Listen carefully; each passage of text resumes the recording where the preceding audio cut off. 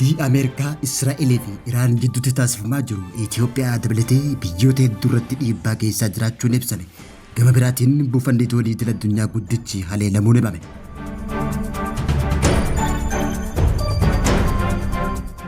Ministeerri muummee Itoophiyaa Dr. Abiy Ahmed erga Yuunaayitid Arab Emireet haleellaa Iraaniin midhamteen booda guyyaa har'aa Yuunaayitid Arab Emireet daawwachuun yeroo kanatti xiyyeeffannoo siyaasaa addaa argachuun himame.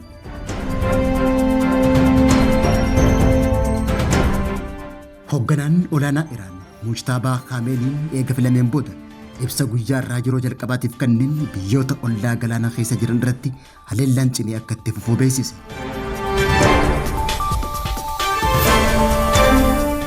Pireezidaantiin bulchiinsa yeroo Tigraay Jeneraal Taaddasaa Warradaa guyyaa kaleessaa dubbii dubbateen lammiilee Tigraayiif ergaa qophaa'aa jettu dabarsuun dhaga'ame.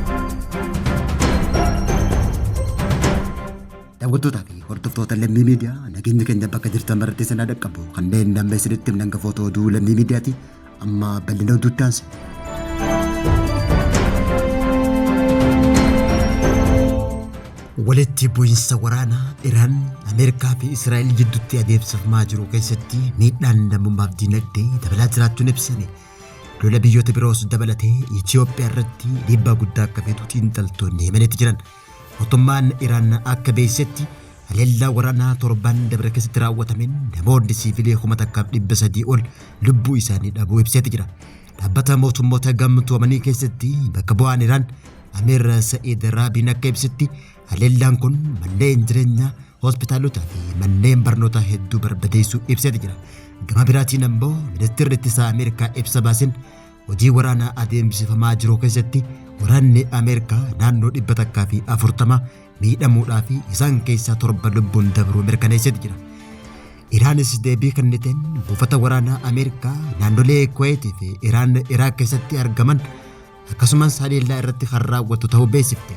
Lolli kun daandii buufataa doonii guddaa boba'aan addunyaa keessa dabru Harmuz irratti sodaa guddaa kan uume yoo ta'u, kunis gatii boba'aa addunyaa ol kaasuun biyyoota hedduu irratti dhiibbaa dhaqqabsiisaa jiraachuun himame.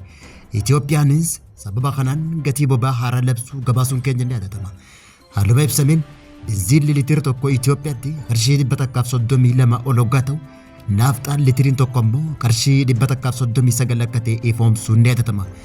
Daballiin kunis geejjibaa fi gatii jireenya irratti dhiibbaa guddaa dhaqqabsiisa jedhamee kan eegamu yoo ta'u, kana malees gareen daandii xiyyaara Itoophiyaa balallii taasisuu hunda irratti jijjiirama gatii taasisa jedhamee sodaatameeti jira. Haa ta'uutii malee gammaatti gatiin tikeetii akka hin daballe kan ibsame yoo ta'u, lolli kun yoo itti fufe nageenya naannoo fi dinagdee addunyaa irratti rakkoo guddaa fiduu akka danda'us yaaddoo idil-addunyaa ta'uun mul'ate. Yeroo ammaan tana buufanni doonii idil-addunyaa naannoo Salaalatti argamu kuufamni boba'aa isaanii dirooniin haleelamuun gabaafame. Haleellaa diroonii taankaraa kuusaa boba'aa naannoo buufata doonii idil-addunyaa Salaalaa tibba bulchiinsa Oomaan keessatti argamu irratti rukutamee jiraachuu gabaasni Anaadolu ejensiin mul'iseeti jira. Haleellaa kana booda ibiddi guddaa fi aarri gurraachi samii irratti kan mul'ate yoo ta'u, namoonni ibidda dhaamsan ibidda kana to'achuuf cimsanii hojjetaa jiraachuu beeksisan. Taateen kun suukanneessaa ta'uu hanga ammaatti odeeffannoon dhiyeessii boba'aa yookaan doonii daldalaa jeeqe kan hin jirre ta'uun ibsame.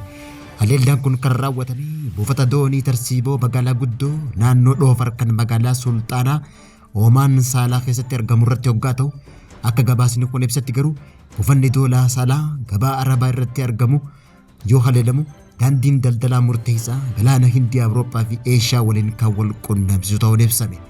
Gabaasni Aljaziiraa akka ibsetti Iraan haleellaa kana kan raawwatte akka tooftaa tarsiimootti kan raawwate ta'uu beeksise.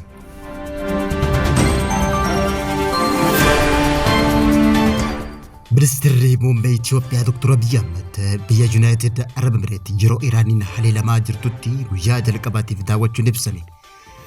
Wayita biyyattiin biyyoota ba'a jiddu galeessaa hundi dhiibbaa Iraan jala jiranitti Ministeerri muummee Itoophiyaa Dr. Abiy Ahmed imala hin eegamin gara Yuunaayitid Arab Emireet taasisuun mul'ate.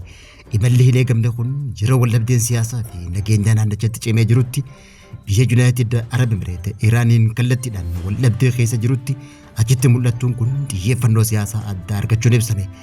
imalli ministeera muummee Itoophiyaa kun odeeffannoo kaleessaa waliin ijoo wal bira qabamee ilaalamu saffisa imaammata alaatii fi sochii dippiloomaasii Itoophiyaan naannicha keessatti taasiftu kan mul'isu ta'uu daawwannaa kaleessa Jibuutiitti taasiserraa akeekameeti jira.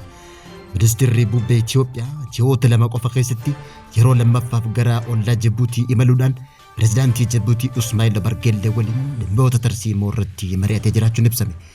Daawwannaan isaanii Yuunaayitid Arab Imireettanaanis battala daawwannaa Jibuutii hordofuudhaan kan taasifame yoo ta'u, jijjiirama ji'oopolitikaa saffisa gaafa Afrikaa fi baha jiddu galeessaa keessatti mul'achaa jiru itti dhiyeenyaan hordofaa akka jirtu kan agarsiisu ta'uun ibsame.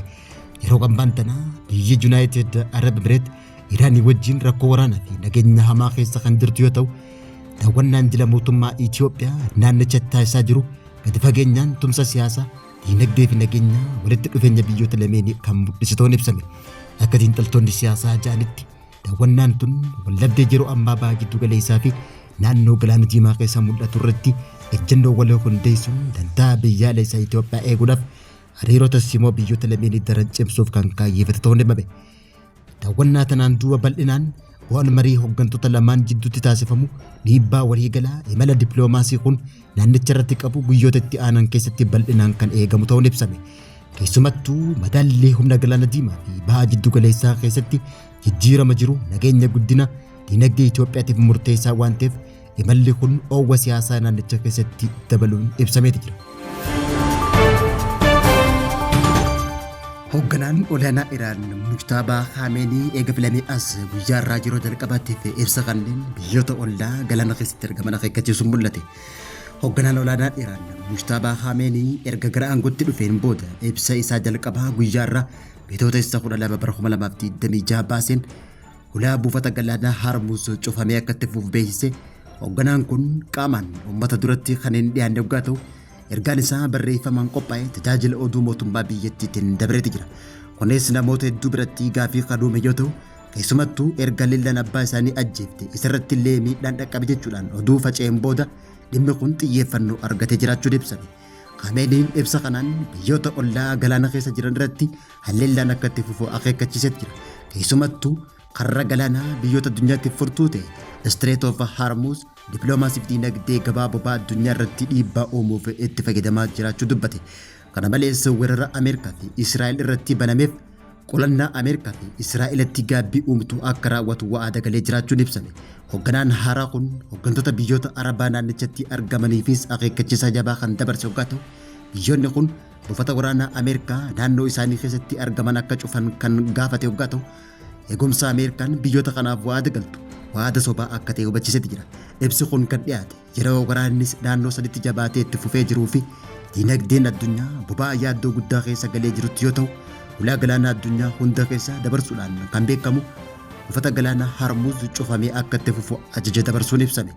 Ajaja xiyyaadhaan ulaa galaanaa Hormuz akka hin banamne jechuudhaan ibsa kan kenne hoogganaan olaanaa Iraan amma dhiyoo filame Mujtabaa Khameneiin araarri oduu abbootiin teenya waliin wareegamin dura hafe jechuudhaan kanaan booda wareegama abbootii teenyaatiin hin qoosnu, nuti waraannee wareegamne gumaa baafanna malee nuti Iraan gumaa hin nyaallu jechuudhaan hoogganaan waliigalaa ammaa Mujtabaan Khameneiin ergaa jabaa dabarseeti jira. Nuti diina Iraan ni jilbeeffachiifna, diinni keenya kufee lafa ga'ee dhidhiitataa jira. Akka diinni keenya hin kaanetti adabnus itti beekna. Uummanni fi biyyoonni Israa'el keessa jiran alaamaa misaa'ilota Iraan jala waan jiraniif ifiif ja'anii ariitiidhaan of keessaa baasuu akka qaban ajaja jabaa dabarsuun ibsame. Hoogganaan waliigalaa Iraan Mujtabaan kun addunyaa akeekkachiisuun yeroo ammaan tana waldhabdee biyyoota baha jiddu galeessaa akkasumas biyyoota lixaatii fi boqonnaa waraanaa haaraa kan jalqabsiisu ibsameeti jira.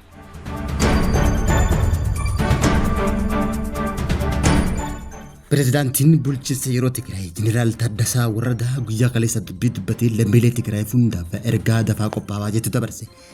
Yeroo kamuu caalaa yeroon itti qophaa'u amma jechuudhaan haasawaa kan taasise pirezidaantiin bulchiinsa yeroo Tigraay Leetinaanti Jeneraal Taaddasaa Warradaa qophaa'uun murteessaadha jechuudhaan diinota keenya nu dhiiban jilbeeffachiisuuf qophaa'aa jechuudhaan lammiilee Tigraay hundaaf dhaamsa dabarse. Pirezidaantiin bulchiinsa yeroo Tigraay Jeneraal Taaddasaa Warradaa guyyaa kaleessa bitootessa 11 bara 2026 yaadannoo Atsee Yohaannis waggaa 137ffaa magaalaa Maqaleetti taasifame irratti argamuun haasawaa taasiseen yeroo hunda qophaa'uun barbaachisaa ta'uu cimsee dubbate.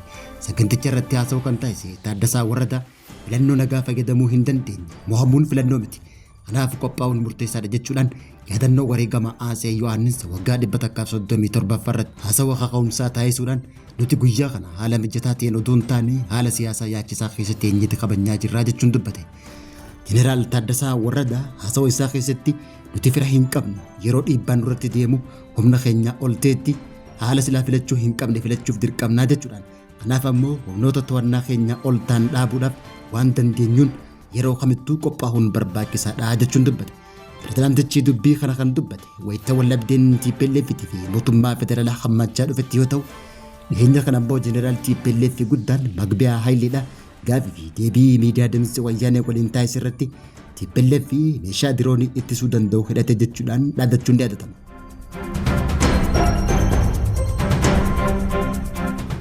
Daawwattootaa fi hordoftoota Lammii Miidiyaa irraa oduun yeroo kanaaf qabnu kan hanga ammaatti hordofaa turtanii turtii gaarii.